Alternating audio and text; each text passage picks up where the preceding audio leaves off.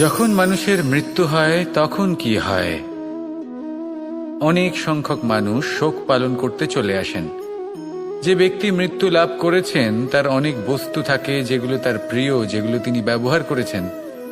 তার শয্যা, তার বস্ত্র, তার আভূষণ সবকিছু তার থেকে বিচ্ছিন্ন করা হয় এবং খালি হাতে তাকে শ্মশানের উদ্দেশ্যে রওনা করা হয়।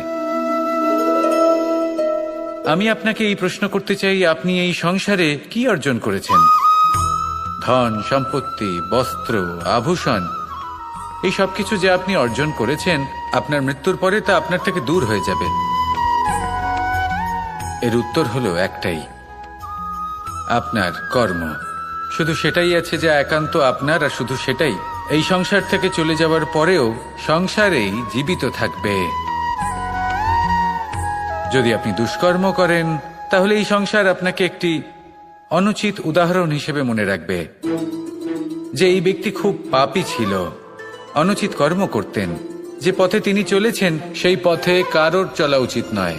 সেখানেই যদি আপনি সৎকর্ম করেন তাহলে সংসার চিরকাল এটাই বলবে যে খুব ভালো মানুষ ছিলেন, সবাইকে ভালোবাসতেন, সবাইকে সাহায্য করতেন, আমার খুব প্রিয় মানুষ ছিলেন।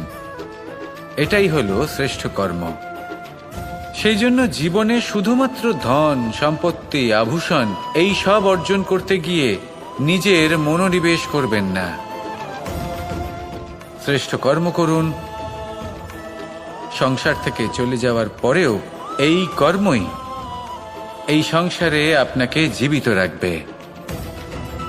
আসুন আমার সাথে ভালোবেসে বলুন, রাধা রাধা। আশা এবং বিশ্বাস মানুষের জীবনের দুই অমূল্য স্তম্ভ। এটাই হলো ঢাল এবং এটাই হলো অস্ত্র। এটাই আমাদের রক্ষা করে এবং এটাই আমাদের জীবনের পথ প্রশস্ত করে। কিন্তু ছোট একটা সমস্যা আছে। এবার যদি আপনি বটবৃক্ষের থেকে এই আশা রাখেন যে এ আমাকে ফল দেবে, তাহলে সেই আশা ভঙ্গ হওয়াই স্বাভাবিক। আর যদি আপনি বিশ্বাস করেন যে খেজুর গাছ আপনাকে ছায়া প্রদান করবে, তাহলে সেই বিশ্বাসও অবশ্যই ভঙ্গ হবে। তাহলে কি করা উচিত? চোখ বন্ধ করে যে কাউকে বিশ্বাস করার আগে বা যে কারোর থেকে আশা রাখার আগে নির্বাচন করুন যে কার ওপর বিশ্বাস রাখতে চান, কার ওপর আশা রাখতে চান। তবে আমি তো বলবো যে বিশ্বাস করতে হলে নিজের ওপর করুন, যে এই সংসারে এমন কোনো কাজ নেই যা আপনি করতে পারেন না। আর শুধু কর্ম করতে থাকুন আর ভরসা রাখুন ঈশ্বরের ওপর, যে উনি আপনার কর্ম দেখবেন আর আপনাকে আপনার কর্মফল অবশ্যই দেবেন, আপনাকে সাফল্য দেবেন। যদি আপনার বিশ্বাস অটল হয়, নিরন্তর পরিশ্রম করেন, তাহলে ঈশ্বর কখনোই আপনার আশা ভঙ্গ হতে দেবেন না। আসুন আর আমার সাথে ভালোবেসে বলুন, রাধা রাধা। সম্পর্ক হলো আমাদের জীবনের একটি আধার। কিছু সম্পর্ক এমন যা আমরা জন্মসূত্রে লাভ করি, যেমন পরিবার, মা বাবা। কিছু সম্পর্ক আছে যা আমরা জীবনে অর্জন করে থাকি, তা সে প্রেমের হোক, স্নেহের হোক বা বন্ধুত্বের। এই সকল সম্পর্ক লাভ করার বা গড়ে তোলার 5টি ধাপ রয়েছে। প্রথম ধাপ, কোনো ব্যক্তির সাথে আলাপ হওয়া, তার সাথে কথা বলা বা তাকে দেখা। দ্বিতীয় ধাপ, সে ব্যক্তিকে আমাদের ভালো লাগা। তৃতীয় ধাপ, আমাদের এটা চাইতে শুরু করা যে জীবনে এই ব্যক্তি যেন আমাদের বন্ধু হন, আমাদের জীবনে থাকেন, বা আমাদের কাউকে ভালোবেসে ফেলা আর এটা আমাদের ভাবা বা চাওয়া যে সেই ব্যক্তি যেন আজীবন আমার সাথে থাকেন, আমার জীবনে আমার সাথী হয়ে। চতুর্থ ধাপ, লাভ করা। এবার এই ধাপটি অনেক মানুষের পক্ষেই খুবই সরল হয়, বড়ই সরলভাবে নিজেদের সঙ্গীকে লাভ করে থাকেন। কিছু মানুষের জন্য এই ধাপ অত্যন্ত কঠিন হয়ে থাকে। অনেক প্রতিকূল পরিস্থিতির ওপর জয়লাভ করে তারা সঙ্গীকে লাভ করেন, কিন্তু লাভ অবশ্যই করেন। এরপরে আসে পঞ্চম, অন্তিম এবং সবথেকে গুরুত্বপূর্ণ ধাপ। সেটা হলো সেই সম্পর্ক পালন করা। এটা হলো এমন এক বিষয় যা প্রত্যেক মানুষের শেখা উচিত। যদি ব্যক্তি নিজের জীবনে সম্পর্ক রক্ষা করতে শিখে যান, তবে প্রত্যেক সম্পর্ক তার জীবনকে স্বর্গ করে তুলবে। আসুন আর আমার সাথে ভালোবেসে বলুন, রাধা রাধা। আমাদের সকলের কাছে বৃক্ষ অত্যন্ত প্রিয়। আমরা সর্বদাই চাই এই বৃক্ষ যেন সবুজ থাকে, ফুলে ফলে ভরে থাকে, আমাদের ছায়া প্রদান করে, তা যেন সুস্থ থাকে, আমাদের ফল প্রদান করে। আর সেই জন্য আমরা প্রতিদিন সেই বৃক্ষকে জল প্রদান করি। কিন্তু কখনো ভেবে দেখেছেন যে জল তো আমরা বৃক্ষের গোড়ায় দিই, তারপরেও এই জল সেই বৃক্ষের প্রত্যেকটি পাতায় ঠিক পৌঁছে যায়? এটা কিভাবে সম্ভব? কিছুটা এরকমই হলো আমাদের কর্ম। যদি এই পৃথিবীতে থেকে শুদ্ধ মনে সৎকর্ম করেন, এই কর্ম সোজা ঈশ্বরের কাছে গিয়ে পৌঁছয়। যদি শ্রদ্ধা ভাব নিয়ে সমর্পিত হয়ে শুদ্ধ চিত্তে আপনি কাউকে সেবা করেন, তা সে মাতা পিতাই হোক, পরিবার হোক, গুরু হোক, পশুপক্ষী হোক বা সমাজ হোক, তাহলে সেটা সোজা ঈশ্বরের চরণে সমর্পিত হয়। সবসময় শুদ্ধ চিত্তে সমর্পিত হয়ে এবং মনে শ্রদ্ধা ভাব নিয়ে কর্ম করুন। ঈশ্বর নিজে থেকেই এর ফল আপনাকে প্রদান করবেন। আসুন আমার সাথে ভালোবেসে বলুন, রাধা রাধা। জীবনে সব থেকে বেশি মূল্যবান বস্তু কি? ধন, স্বর্ণ, মাণিক্য, আভূষণ? না, এই সব কিছু মিলিয়েও সময়ের এক মুহূর্তের সামনে মলিন হয়ে পড়ে। এক মুহূর্ত যা এক দরিদ্রকে রাজা করতে পারে, যা এক রাজাকেও দরিদ্র করতে পারে। একটি মুহূর্ত যা আপনার আত্মবিশ্বাসকে পর্বতের শিখরে পৌঁছে দিতে পারে, একটি মুহূর্ত যা আপনার অস্তিত্বকে গভীর সাগরে বিলীন করে দিতে পারে। একটি মুহূর্তের খেলা। সবসময় জীবনে সেই ব্যক্তিকে সম্মান করুন, শ্রদ্ধা করুন, যিনি আপনার জন্য সময় বের করে থাকেন। সবসময় সেই ব্যক্তির প্রতি নিষ্ঠাবান থাকুন, যেই ব্যক্তি খারাপ সময় আপনার পাশে দাঁড়িয়ে থাকে। এই সময় সব থেকে বেশি মূল্যবান। আসুন আমার সাথে ভালোবেসে বলুন, রাধা রাধা। পুরাণে আমরা দেখেছি যে মাতা পিতা কতটা মহান হতে পারেন। কিভাবে শ্রী গণেশ নিজের মাতা পিতাকে পরিক্রমণ করলেন এবং পরম পূজনীয় হয়ে উঠলেন।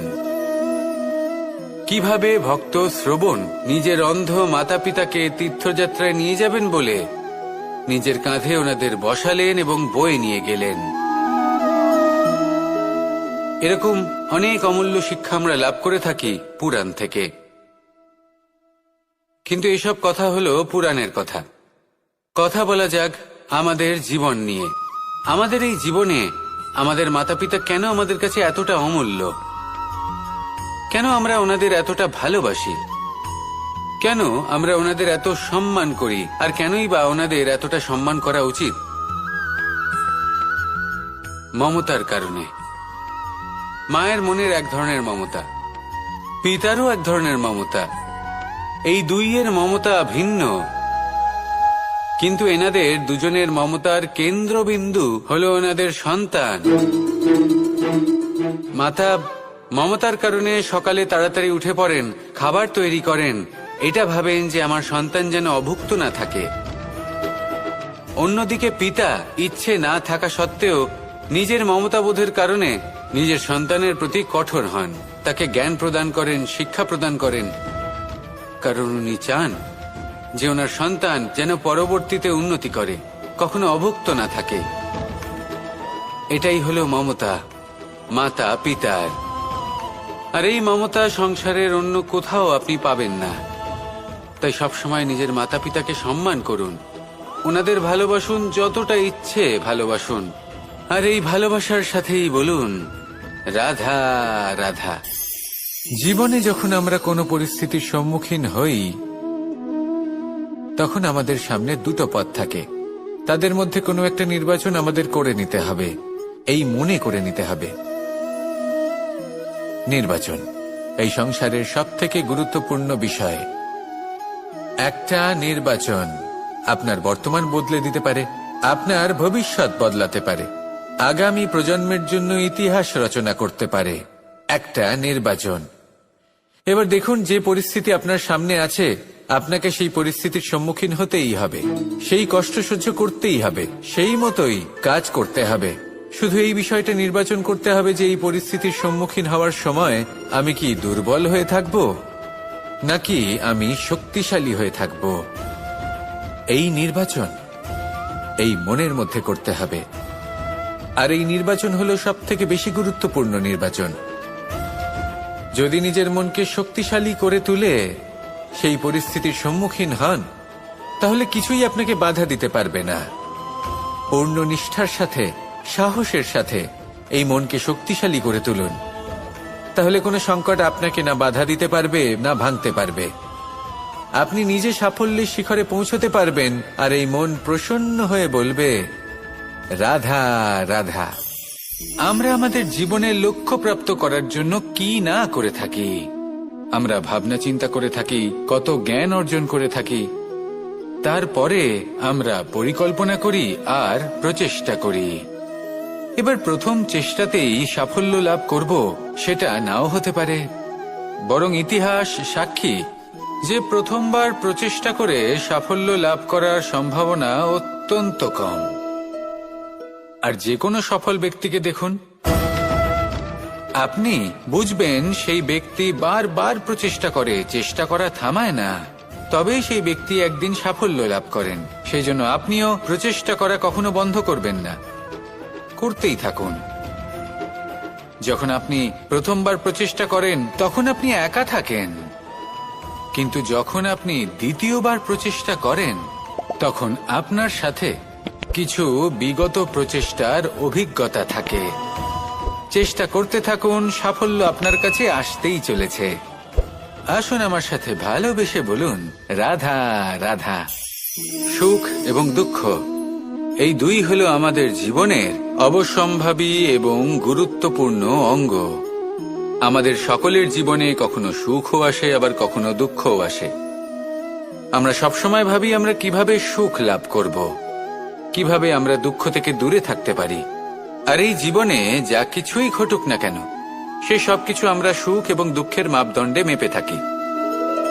এবার এখানে একটা ছোট্ট বিষয় আছে, এটা ভেবে দেখতে হবে যে কে আসলে সুখী ব্যক্তি।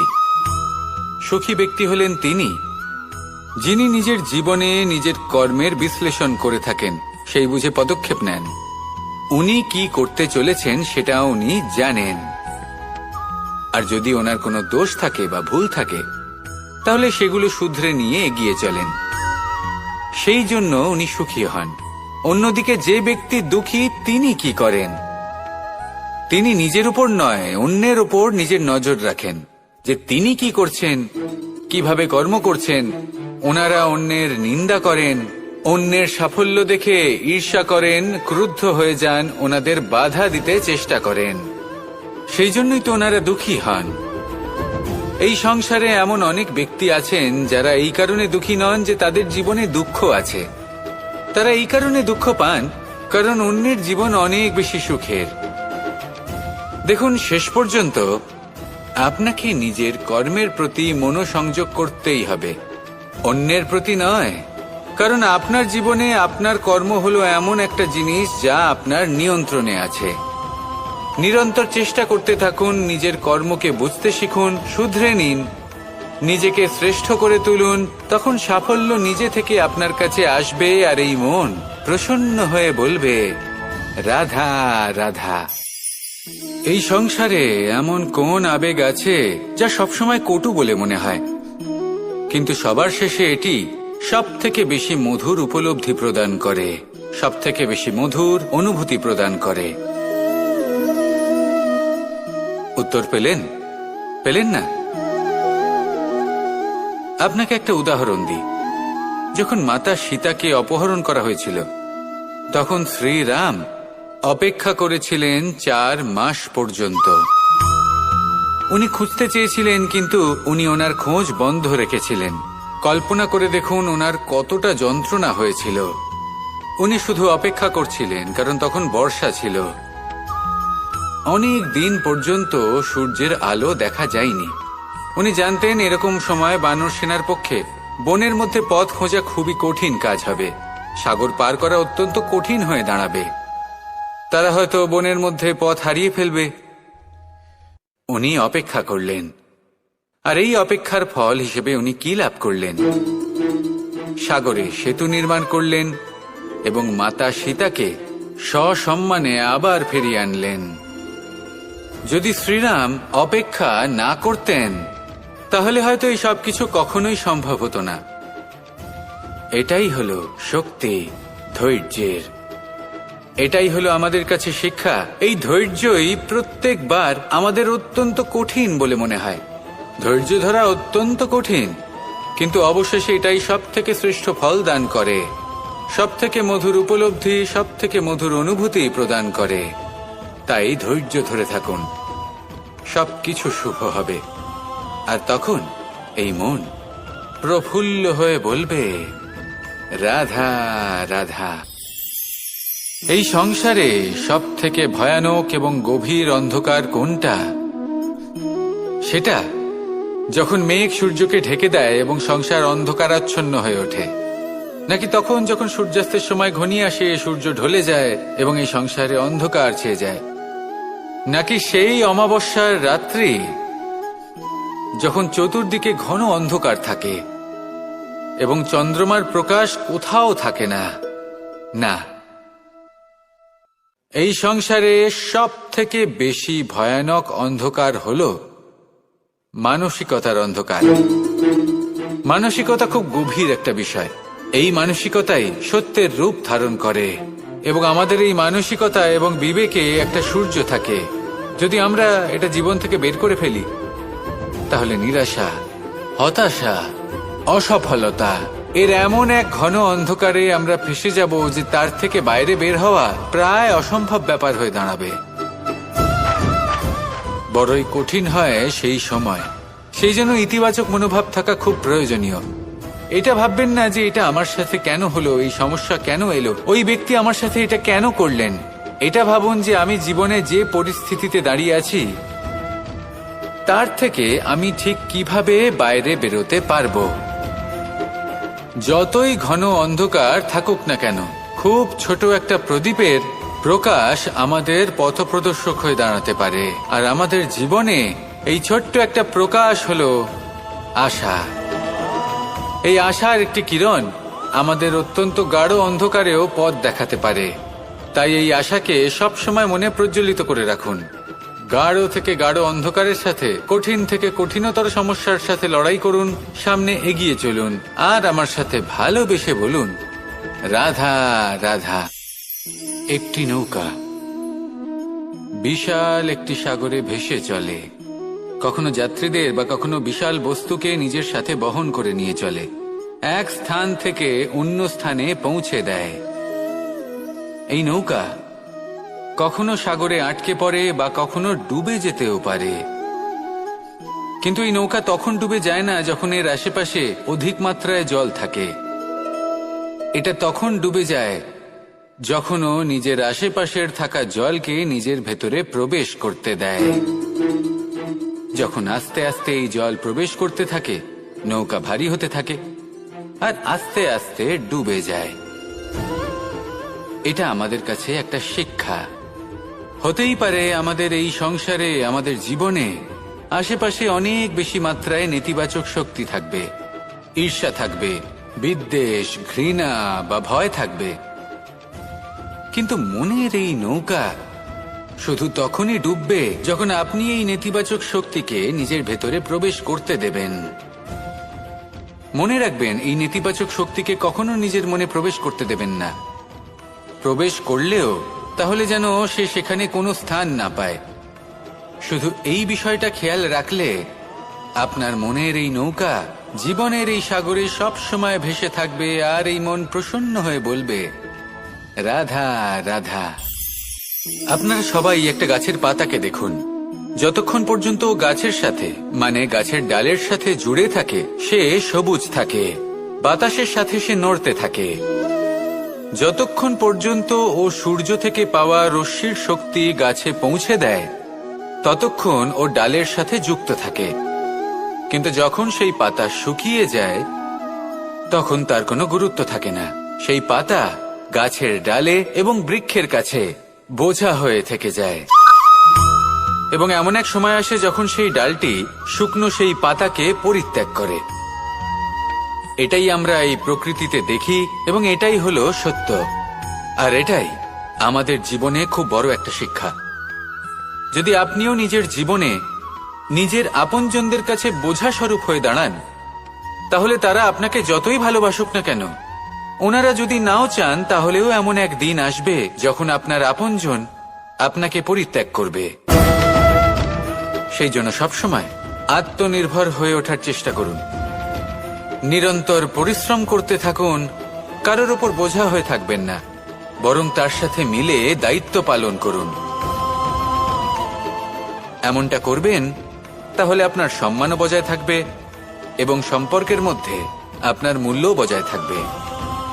আসুন আর আমার সাথে ভালোবেসে বলুন, রাধা রাধা। আমাদের মধ্যে এমন অনেক মানুষ আছেন যারা বই পড়তে পছন্দ করেন, অনেক মানুষ আছেন যারা ভিন্ন ভিন্ন রকমের কাহিনী পড়েন। এবার পড়তে পড়তে মাঝে এমন একটা অধ্যায় অবশ্যই আসে যা আমাদের হৃদয় স্পর্শ করে যায়। আমরা হৃদয় যন্ত্রণা অনুভব করি, তাও আমরা সেই কাহিনী শেষ পর্যন্ত পড়ি এবং তখন আমরা বুঝতে পারি যে সেই যন্ত্রণাময় অধ্যায়টি কেন এসেছিল, তার থেকে আমরা কি শিক্ষা পেলাম এবং আমরা অবশেষে লক্ষ্যেও পৌঁছলাম। কিন্তু যদি সেই যন্ত্রণাদায়ক অধ্যায়টিতে আপনি থেমে যান, আপনি যদি এটা ভাবেন যে আমি আর পড়তে পারবো না, তাহলে আপনি জানতেও পারবেন না যে পরবর্তীতে কি হতে চলেছে।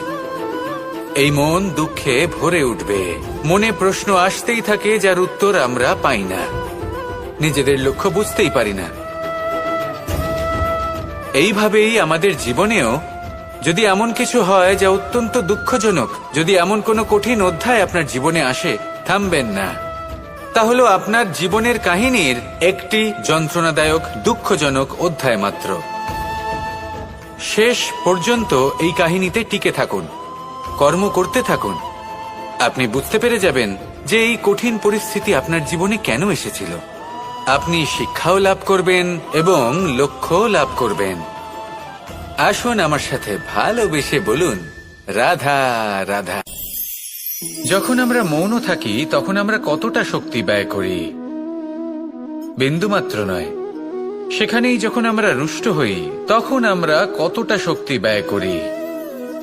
আমাদের রক্ত গরম হয়ে ওঠে, চোখ থেকে যেন অগ্নি বর্ষা হয়, আমরা চিৎকার করতে থাকি, জোরে কথা বলি, কখনো কখনো আমরা অনুচিত কর্ম করে বসি।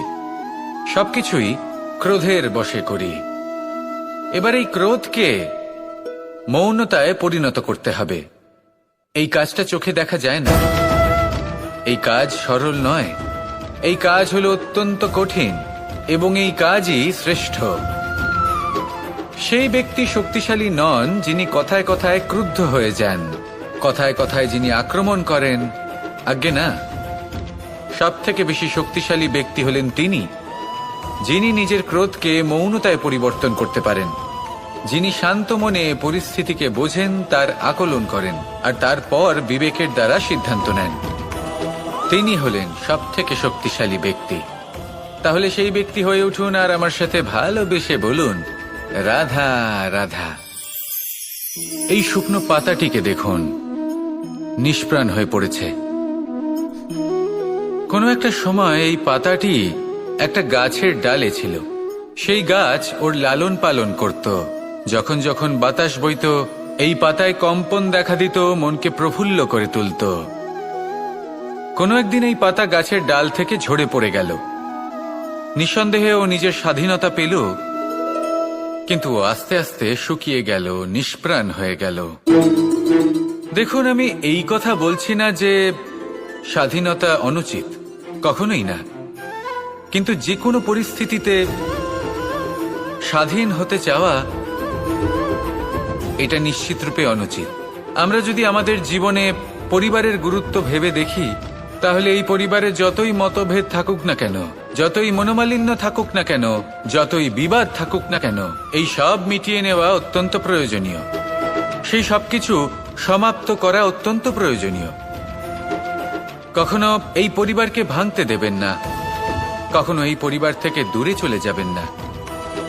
এই পরিবার হলো আমাদের জীবনের একটা অমূল্য সম্পদ, অমূল্য এক আশ্রয়, যা এই সংসারে হয়তো কোথাও আপনি পাবেন না।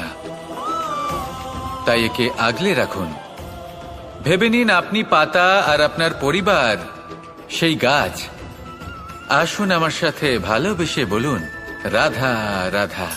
জ্যোতিষ একটা বিদ্যা, এ হলো একটা বিজ্ঞান।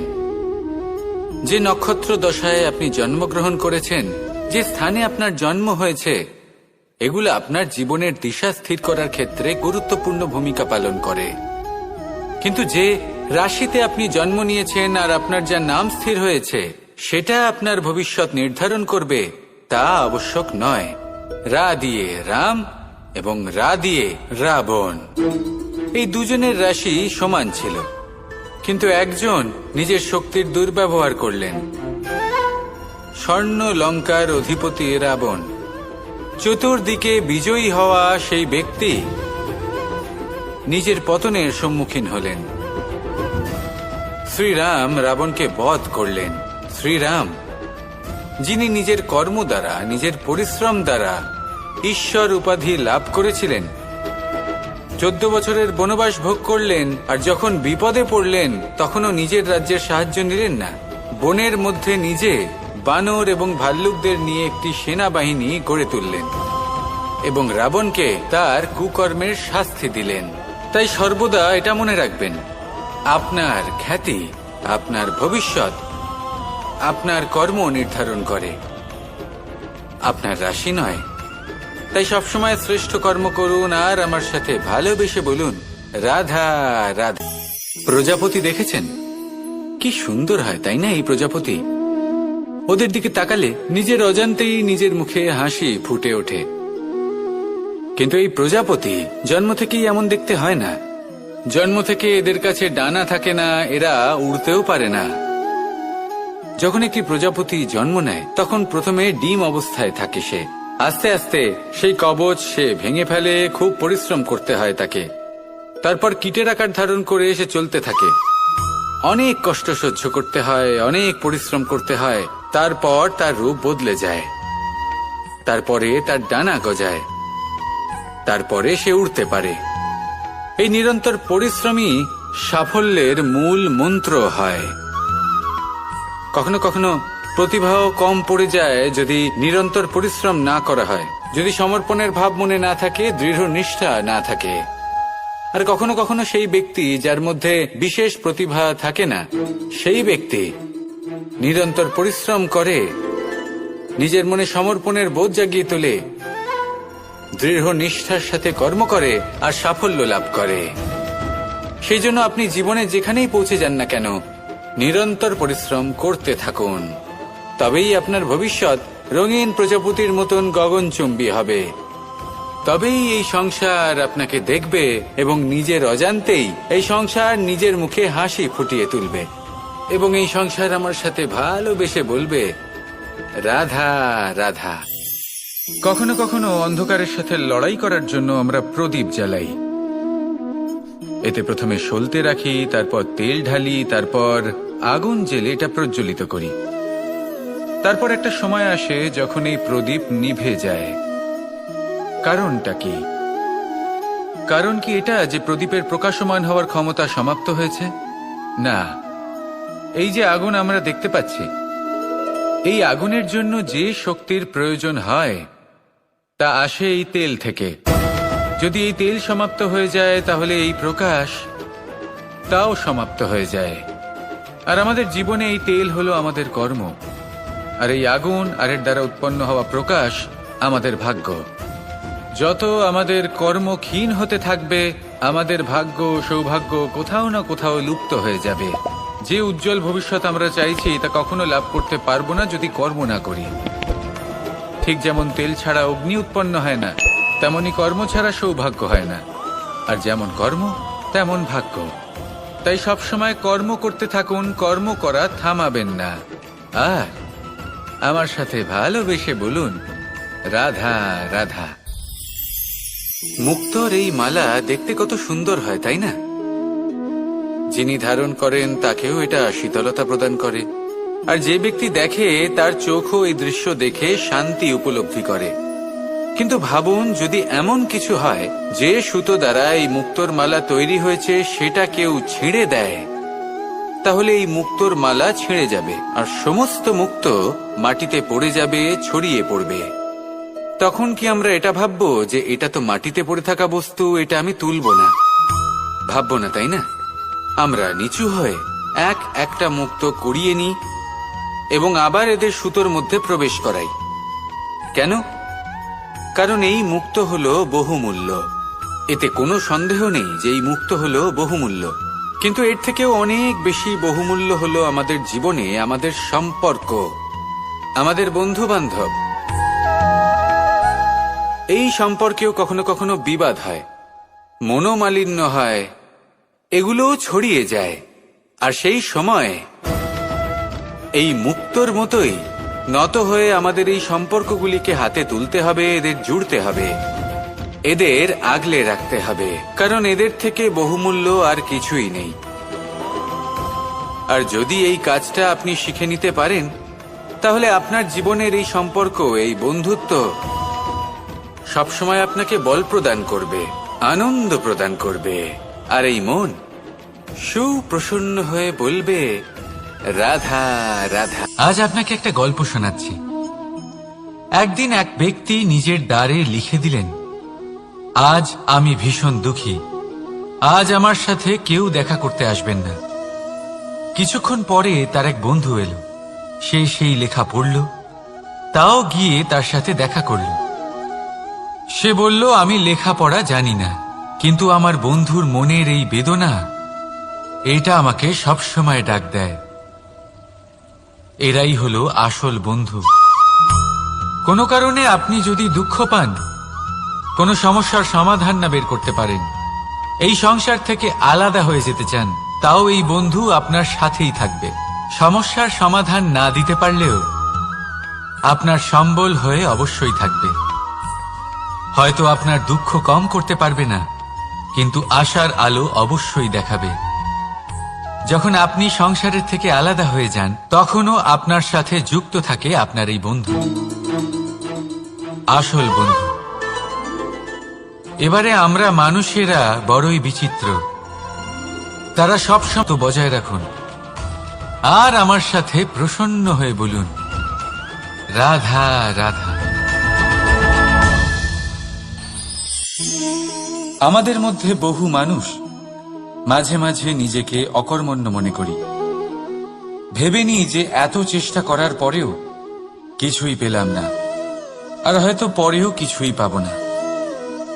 আর সেই জন্য নিজের জীবনের সমস্ত বোঝা অন্য কারোর কাঁধে চাপিয়ে দিই, নিজের ওপরে বিশ্বাস হারিয়ে ফেলি।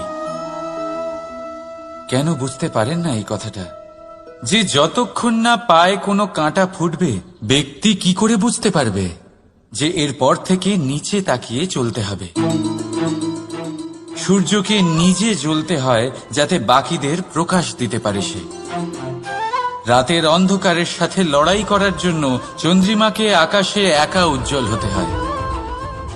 নদী নিজের যাত্রা কি করে করে, নিজের পথ কি করে নির্মাণ করে? সে পাথরের সাথে লড়াই করে তা বানায়। যদি স্বয়ং আপনি নিজের সাহায্য করতে অক্ষম হন, তাহলে নিশ্চিতভাবে আপনার এই জীবন ব্যর্থ হয়ে যাবে।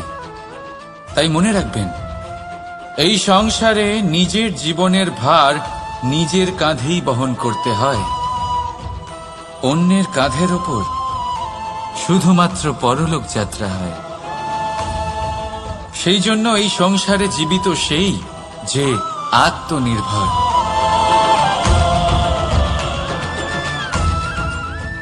রাধা রাধা। সময়, কথায় বলে সময়ের পূর্বে কিছুই হয় না। প্রতিটা ঘটনার একটা সময় থাকে। সময়ের আগে না সূর্যোদয় হয় আর না সূর্যাস্ত হয়। সময়ের পূর্বে গাছে না ফুল ফোটে না ফল ধরে। কিন্তু একটা কথা ভেবে দেখুন, যদি বর্ষা আসার আগে কৃষক ভূমিকে না প্রস্তুত করে, বীজ রোপণ না করে, তাহলে কি ফসল ফলবে? যদি কোনো যোদ্ধা যুদ্ধের পূর্বে নিজের অস্ত্রে ধার না দেয়, তাহলে সে যুদ্ধ কি করে লড়বে? এর মানে এটাই হলো যে সময় আপনার যখন আসার তখন অবশ্যই আসবে, কিন্তু ততক্ষণ এটাও গুরুত্বপূর্ণ যে আপনি নিজেকে তার জন্য তৈরি রাখুন। কারণ এই সুযোগ, এই কথাটা শুনতে যত ছোট, এটা আসেও ততটা কম সময়ের জন্য, তারপর চলেও যায়। এবার যদি সুযোগ আপনার হাতে আসে আর আপনি তার জন্য তৈরি না থাকেন, তাহলে আপনি সাফল্য কি করে পাবেন? তাই আপনি সঠিক সময়ের জন্য অপেক্ষা করুন, সেই সুযোগের জন্য অপেক্ষা করুন, কিন্তু ততক্ষণ নিজের চেষ্টার দ্বারা নিজেকে আরো সক্ষম করে তুলুন, কারণ সাফল্য আপনার জন্য অপেক্ষা করছে, শুধু আপনি তার জন্য তৈরি থাকুন। রাধা রাধা। কথা মানুষের পাওয়া সবচেয়ে অদ্ভুত উপহার। এই কথাই মানুষকে এই সংসারের সমস্ত প্রাণীর থেকে ভিন্ন করে তোলে, সংসারের সবচেয়ে উপরে নিয়ে যায়। এই কথার কারণেই আমরা একে অপরের সাথে ভাব আদান প্রদান করি। আমি আমার মনের ভাবনা অন্য কাউকে ব্যক্ত করতে পারি, অন্য কেউ তাদের ভাবনা আমাকে ব্যক্ত করতে পারে। এই কথাই আমাদের সবচেয়ে বড় ঢাল।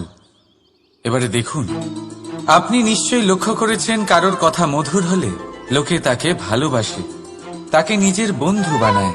সেইভাবেই যদি কারোর কথা কঠোর হয়, তাহলে লোকে তাকে ঘৃণা করে, তাকে নিজের শত্রু মনে করে। এই কথাই ভাষা হয়ে আমাদের ইতিহাস রচনা করে। তবে আমরা কি সত্যি বাণীর বিষয়ে অতটাই ভাবি যতটা আমাদের ভাবা উচিত? ভেবে দেখুন, মানুষের কথা বলতে শিখতে কত সময় লাগে। কোনো বালক 1.5 বছর বয়সে কথা বলতে শেখে, কেউ 2 বছরে, কেউ 3। এবার দেখুন, মানুষ 1.5 বছর বয়সে কথা বলতে শিখে গেলেও তার কি বলা উচিত এটা সারা জীবনেও শিখতে পারে না। এর উপরে মনোনিবেশ করুন, এটা বোঝবার চেষ্টা করুন কি বলা উচিত। নিজের কথা শুদ্ধ করুন, নিজের কথা মধুর করুন, আর সেই মধুরতার সাথে আমার সঙ্গে বলুন, রাধা রাধা। এই লক্ষ্য আসলে কি?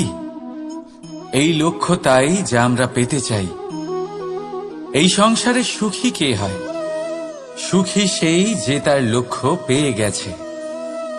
দুঃখী কে হয়? দুঃখী সেই যে তার লক্ষ্য এখনো পায়নি। এবারে প্রশ্ন এখন এটাই যে লক্ষ্য সবাই পেতে চায়, লক্ষ্য পাওয়ার জন্য সবাই প্রাণপণ চেষ্টাও করে, তাহলে সবাই তাদের লক্ষ্যে পৌঁছতে পারে না কেন? ঠিক আছে, কোথাও না কোথাও কিছু না কিছু কমতি থেকেই যায়, যাই বাধা থাক। আজকে আমি আপনাকে একটা উপায় বলবো এই লক্ষ্য পাওয়ার জন্য। একটা কাগজ নিন, তাতে একটা চিহ্ন বানান, সেটাই হবে আপনার লক্ষ্য। এবারে সেই লক্ষ্যে পৌঁছানোর একটা পথ বানান। এবারে এই যাত্রাকে ভিন্ন ভিন্ন ভাগে বিভাজন করে দিন। এবারে এটা হলো আপনার পরিকল্পনা। এবার এই পরিকল্পনা ক্রমানুসারে আপনি পালন করতে থাকুন, এটাই হবে আপনার চেষ্টা। এবার এইভাবে যদি আপনি চেষ্টা করতে থাকেন, যাই আপনার কল্পনা হোক না কেন, তা বাস্তব অবশ্যই হবে। তাহলে এই কল্পনাকে বাস্তবে রূপান্তরিত করুন। এইভাবেই নিজের পরিকল্পনা পালন করতে থাকুন। আপনার যাই কল্পনা থাকুক বা যাই লক্ষ্য থাকুক, তা বাস্তবে পরিণত হয়ে আপনার হাতে অবশ্যই আসবে। রাধা রাধা।